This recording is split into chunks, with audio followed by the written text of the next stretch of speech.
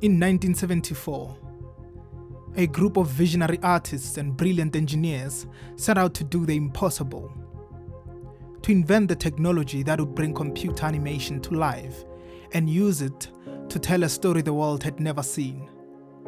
For over 2 decades, they pushed boundaries, blending art and engineering in ways few believed possible. And then in 1995, they changed cinema forever with Toy Story.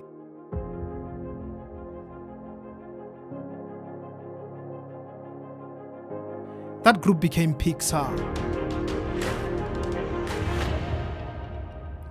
Decades later, on the other side of the world, another group set out with an equally ambitious dream: to make computer animated feature film. But this time the mission was different. They were not gathering artists and engineers to tell a story. They were using storytelling to create artists and engineers. This group is called Active Revision.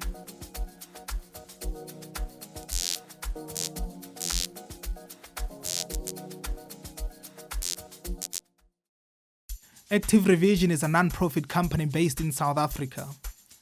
The organization prepares young people for participation in the digital economy through the power of storytelling and technology.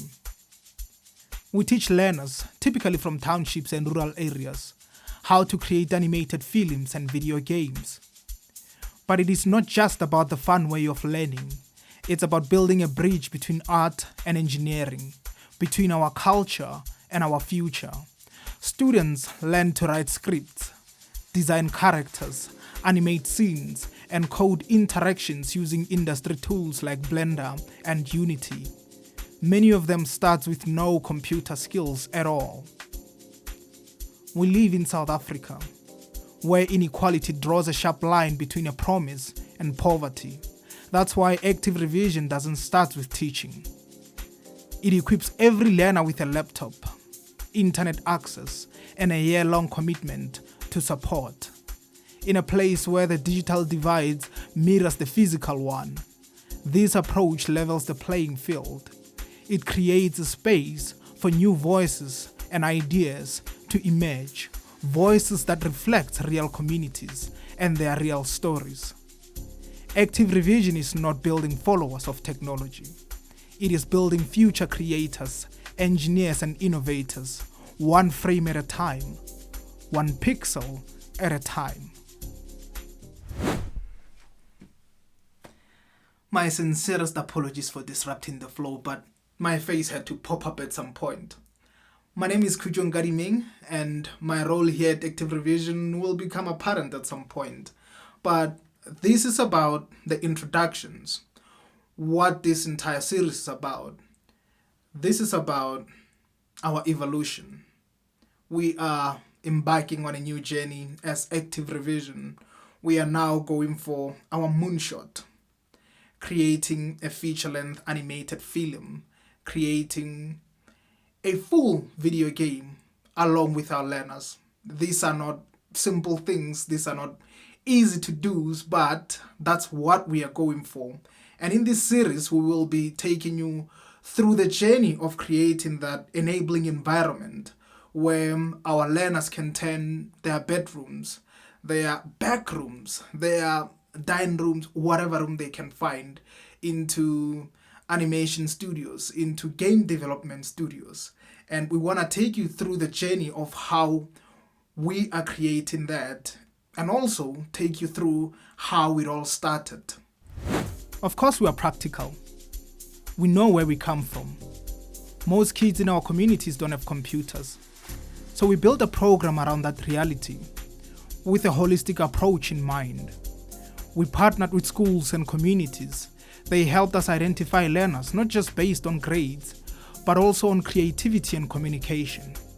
Then we bought laptops, routers. We gave them the infrastructure to start learning online. Because in a place where opportunity feels scarce, imagination becomes a radical act. And sometimes all it takes is a laptop, some open source software, and a little guidance for a young person to create something extraordinary. For me, the journey began like any other interesting story of our generation at university. In this case, the parking lot of the University of the Witwatersrand. And that's where I met the founder of Active Revision, Goodman Chauke. I met him through his nephew. He was my friend. You know that cliche that, when you go to university, you will meet friends and they will introduce you to their rich uncles. Well, it wasn't the case. Chauke was not rich. He was, however, a visionary.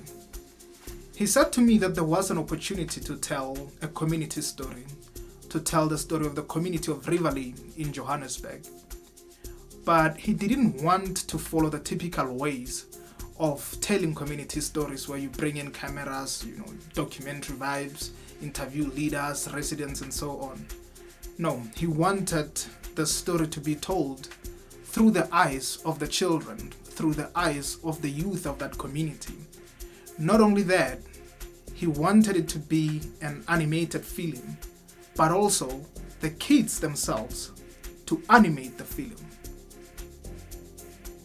I thought, yeah, that is bold, that is going to be difficult, but that is definitely something I can get behind.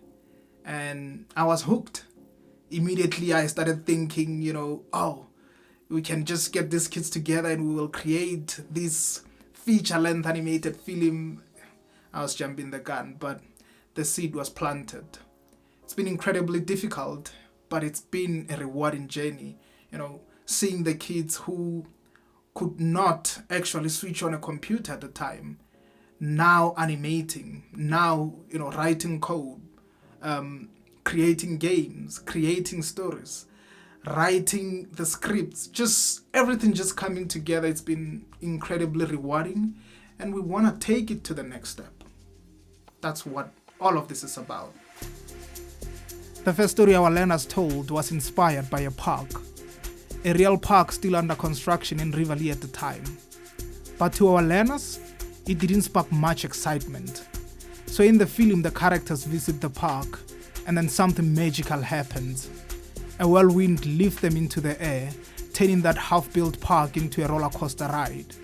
And while they soar above it, laughing and flying, they start to see the vision of the park that our learners imagined. That's how the story of Dream Park was born. Dream Park wasn't just the first animation for our learners, it was their first act of authorship. In that imagined park, they were not just building a story, they were building a future.